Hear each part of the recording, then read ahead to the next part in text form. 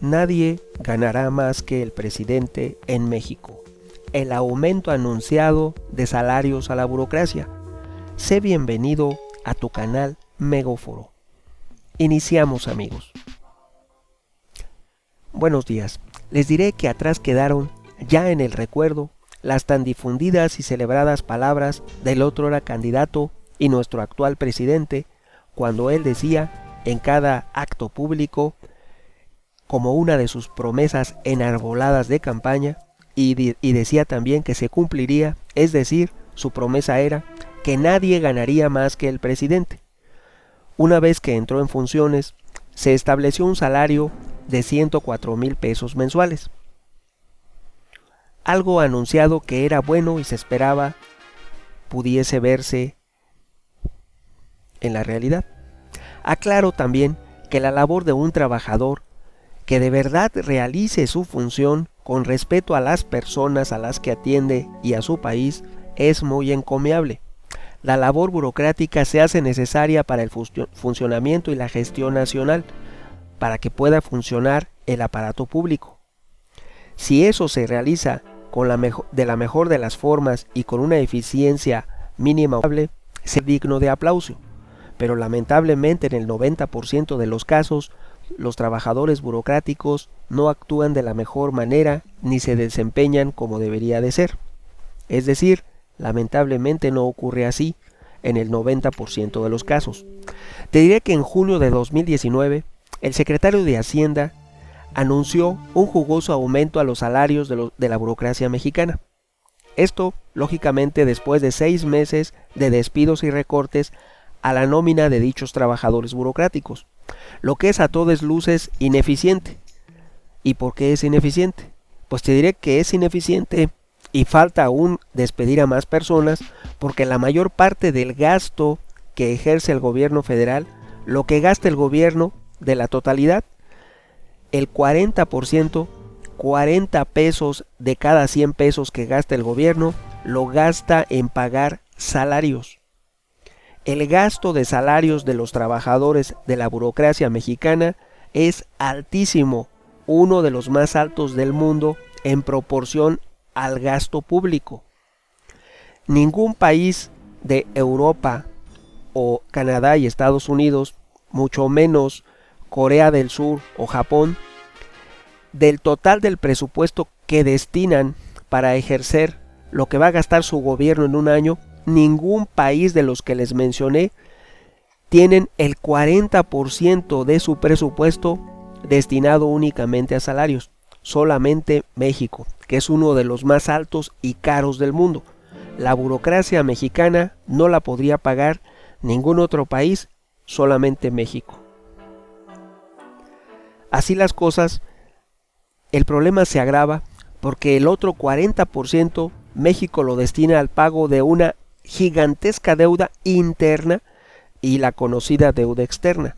Es decir, de todo lo que el país gasta en un año, el 80% es únicamente para pagos, 40% para nómina, 40% para deuda, y solamente le queda el 20% del total del gasto para funcionar en cosas útiles y que estimulen el desarrollo del país. Solamente ese 20% hace funcionar al país. Aclaro que no estoy diciendo que se debe determinar al 100% de la burocracia. No, es necesario la existencia de la burocracia para que pueda funcionar el país. Solamente que destinar el 40% del presupuesto total al pago de salarios debe ser un indicador de que algo está mal. Por ley debía establecerse un tope para pago de nómina en el presupuesto ejercido cada año por México, igual en los municipios, igual en los estados, que ninguna entidad pública, municipal, federal y estatal pueda gastar un porcentaje del total de su presupuesto, que no se pueda superar ese porcentaje en el pago de nóminas. Si eso se estableciera por ley, sería una efectiva ley que cuide el gasto público y el desarrollo nacional. Sería algo magnífico y fantástico, que se establezca un tope del porcentaje que se puede destinar al pago de salarios. Ahora bien, todos sabemos que los sindicatos en la burocracia es un ejemplo, en México son los más caros del mundo. La Secretaría de Educación Pública observa el costo por alumno más alto del mundo y todos están reprobados. Hay personas que en preparatoria no saben leer bien, hacen mal su trabajo y es el más caro del mundo por alumno, costo por alumno. Ahora bien, esos sindicatos son el mayor lastre y el freno al desarrollo nacional. Eso se hubiera solucionado si se hubiera permitido por ley la democracia sindical en la burocracia.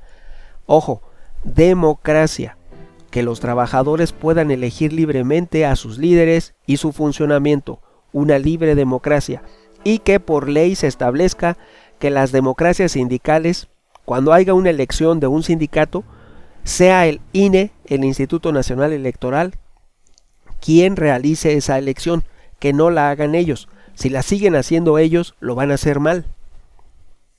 Ahora bien, te voy a poner a manera de ejemplo un caso de una universidad. Tenemos la Universidad Michoacana de San Nicolás de Hidalgo de Morelia, la primera de América Latina, aún así la más ineficiente, y les voy a decir por qué.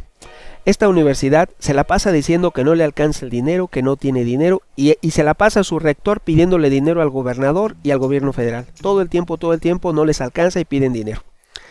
Ahora bien, ustedes deben saber que la Universidad Michoacana tiene una nómina tan abultada, tan gruesa la nómina, que casi hay un trabajador por un alumno. La Universidad Michoacana tiene casi 40,000 alumnos, pues casi tiene 40,000 trabajadores. Los trabajadores son más que los maestros. ¿Dónde habías visto que una escuela tenga más trabajadores que maestros y tenga casi los mismos números de trabajadores que el mismo número de alumnos? Eso habla de una ineficiencia y de una, se pudiese decir, podredumbre.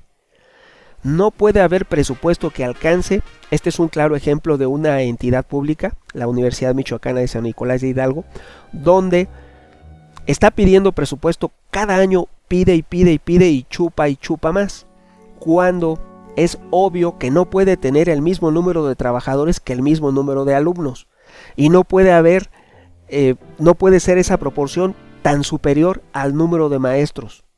Ahora bien, esos trabajadores, que son casi como el número de alumnos, tienen tantas prestaciones que reciben canastas de comida, despensas cada mes, incluso para familiares, no para el trabajador directo.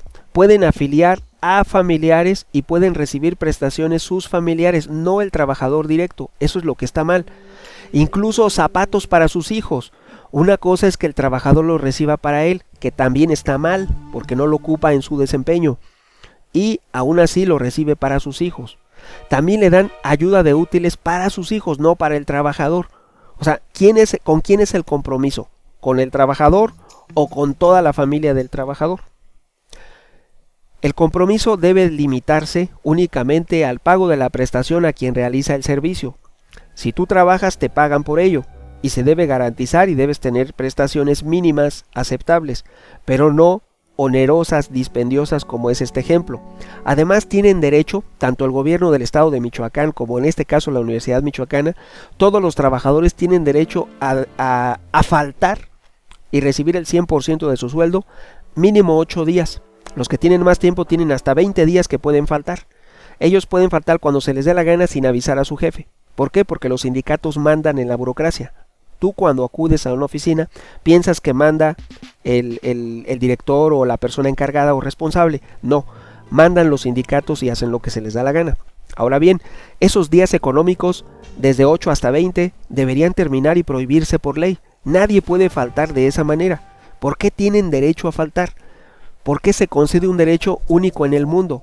En ningún otro lugar del mundo, tan solo en México, se concede ese derecho de faltar de 8 a 20 días cuando se le dé la gana al trabajador, con goce de sueldo, aclaro, con goce del 100% de su sueldo. Ahora bien, ellos también celebran con costo a la universidad cualquier evento, por cualquier motivo, hasta los cumpleaños entre ellos mismos. Además, cada año se rifan vehículos, automóviles, electrodomésticos, cosas que son absurdas y que no deben suceder. Incluso participan en dichos actos sus hijos y familiares, que no son los trabajadores directos. Y también familiares hasta de tercer grado están exentos del pago de cuotas si estudian dentro de la misma universidad. Esto es, si tú tienes un familiar que trabaja en la universidad, toda la familia, hasta en tercer grado, no paga nada. Eso debe acabarse y debe ser injusto. Otro ejemplo es en la Comisión Federal de Electricidad, que todos los trabajadores no pagan la luz. O sea, son cosas que no está bien. O en el caso de Pemex, que todos pueden cargar gasolina gratis. Eso también está mal. Este es tan solo un ejemplo donde una universidad, a manera de ejemplo, tiene una nómina 30 veces mayor a la necesaria. Es decir, la Universidad Michoacana tiene 20 trabajadores por cada maestro que da clases. Por cada docente universitario frente a grupo hay 20 trabajadores. Si su labor es escolar, es una escuela, una universidad es una escuela, debe haber y debe ver, tomarse un parámetro donde todas las escuelas, por ejemplo en el mundo, qué porcentaje debe haber de maestros en relación al número de alumnos y qué porcentaje debe de haber de trabajadores en relación al número de alumnos. La labor de una escuela es dar clases. Todo debe estar supeditado al número de alumnos que atienden. El presupuesto debe variar en proporción al número de alumnos que atienden. No puede haber más trabajadores o igual trabajadores que alumnos. Eso no se justifica. Debe haber un mínimo y un máximo, lo cual debe establecerse por ley en cuestión de porcentaje, con un estándar a nivel internacional o un estándar pensado bien a ciencia cierta con costos y gastos de manera contable para cuidar el gasto de estas entidades. Ahora bien, les digo yo a manera de ejemplo, no es la única la Universidad Michoacana, la primera de América, sino que también hay otras en el interior del país, sobre todo normales, donde aparte ese presupuesto no les alcanza porque tienen casas del estudiante, donde se quedan a vivir, a comer y a sanganear, se dice, la mayoría de los pseudo estudiantes, porque los moradores o habitantes de las casas del estudiante hoy en día no son alumnos de la universidad. Ellos se inscriben, hacen una solicitud de inscripción que no les cuesta porque todo les condonan y siguen viviendo, recibiendo alimentación y hospedaje y se dedican a otras cosas menos a estudiar. Y lo pueden estar haciendo lo que se conoce típicamente como fósiles, personas que duran 20 años estudiando una carrera universitaria, pero esos 20 años están comiendo gratis, viviendo gratis y gozando de cuestiones que son para gente que pudiésemos decir que sí lo necesita, pero lo lógico, lo cierto, en la realidad, ya con las becas que se les dan a los estudiantes, se hace innecesaria la existencia de estas casas del estudiante, que únicamente chupan y son un pretexto para la grilla, para ocasionar y causar conflictos dentro de la misma entidad educativa a la que dicen pertenecer. Debía terminarse con esas casas del estudiante y reducir esa nómina mínimo a la cuarta parte. Ahora bien, te diré que eso sucede y ocurre a lo largo y ancho de la geografía mexicana en todas las entidades públicas, en todos los gobiernos, municipal, estatal y federal. Las nóminas no son justificadas, son exageradas y hay prestaciones absurdas en la mayoría de los casos. Si no se reduce la nómina pública nacional por lo menos a la cuarta parte de lo que es y lo que indican los números el día de hoy, nunca, ojo, nunca habrá dinero que alcance para ningún gobierno municipal, estatal ni federal, nunca les alcanzará el dinero. Sin embargo, regresando al tema de los aumentos anunciados por nuestro actual secretario de Hacienda y a la promesa de nuestro actual presidente de que nadie ganaría más que él, te diré que el secretario Ursúa anunció que los burócratas mexicanos que ganen menos de 100,000 pesos recibirán un aumento salarial del 3% y que los que ganen de entre 100,000 y 150,000 el aumento será del 1.5%. También considera a aquellos que ganen entre 150 y 200,000 pesos y ahí mismo se dice que aquellos que ganen más de 200,000 no habrá aumento, lo cual significa que el secretario de Hacienda de México está reconociendo que efectivamente hay, ojo, miles de trabajadores que ganan más que el presidente. Lo que se dijo iba a terminar y que ya no iba a seguir sucediendo, que se acabaría con esos aumentos. Pero te diré que estos aumentos que se anunciaron en junio de 2019 ya habían sido programados y previstos desde diciembre de 2018. Esto, cuando se elaboró y se publicó para que pudiera entrar en vigencia en el diario oficial de la Federación, el Manual de Percepciones de los Servidores Públicos de las Dependencias y Entidades de la Administración Pública Federal. Ya desde diciembre se estableció que en junio se les iba a otorgar el aumento mencionado. Ahora bien, te diré que la lucha por fijar un tope a los salarios de la burocracia mexicana inició ya con la reforma a varios artículos que sucedieron en septiembre de 2018. Entonces teníamos otro gobierno, el cual se negó a promulgar esa ley y se tuvo que promulgar utilizando las mismas excepciones que prevía la misma. Y así llegamos a noviembre de 2018, que es cuando se promulga la Ley de Salarios Máximos.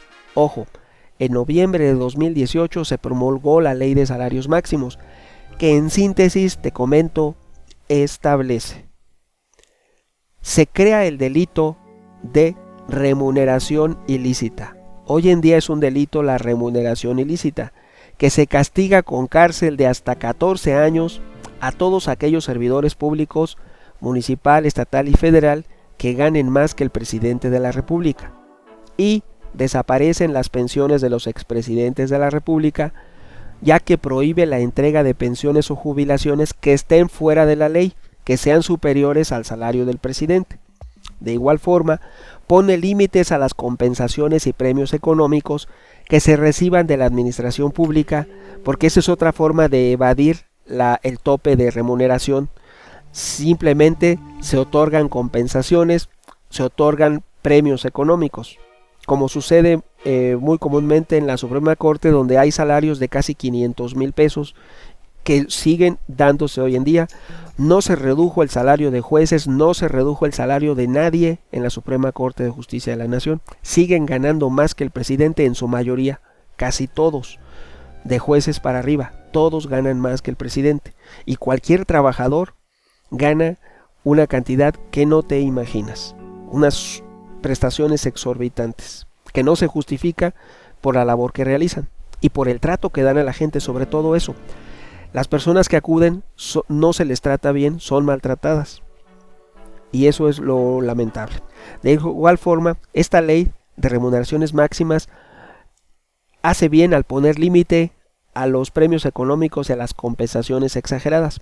Te diré que la intención fue buena, no se podía aprobar nada mejor en el momento actual, pero de esa fecha al día de hoy se ha hecho necesario que las actuales cámaras de diputados y senadores, los que están en funciones el día de hoy, debían establecer modificaciones, las modificaciones que aún nos faltan, para que de manera excepcional, si se establece por ley, se puede observar esa norma. De manera excepcional, en este particular caso únicamente, y que se aclare en la misma ley que es únicamente en este particular caso, sí se puede aplicar como una excepción legal bien establecida de manera retroactiva, porque hay un principio en la ley mexicana: no se puede aplicar una ley de manera retroactiva, pero se puede establecer como una excepción a esa regla y mencionarse en la misma que sí se podrá de manera retroactiva aplicar en este caso que nadie gane más que el presidente. Como ha dicho nuestro actual presidente, me canso ganso, que sí lo lograría si así se lo propusiese, y de que se puede, se puede. Y es una urgente necesidad que se perfeccione y se ajuste a una aplicación real y verdadera que pueda en la práctica hacerse efectiva. Es decir, que veamos materializado en los hechos la aplicación de la ley de salarios máximos. Solo así, y una vez así, es que veremos un cambio real y efectivo que esperemos en algún momento pueda suceder por el bien de México y de nuestros hijos. Opiniones habrá muchas. ¿Tú qué piensas? Tu amigo Megóforo. Hasta pronto.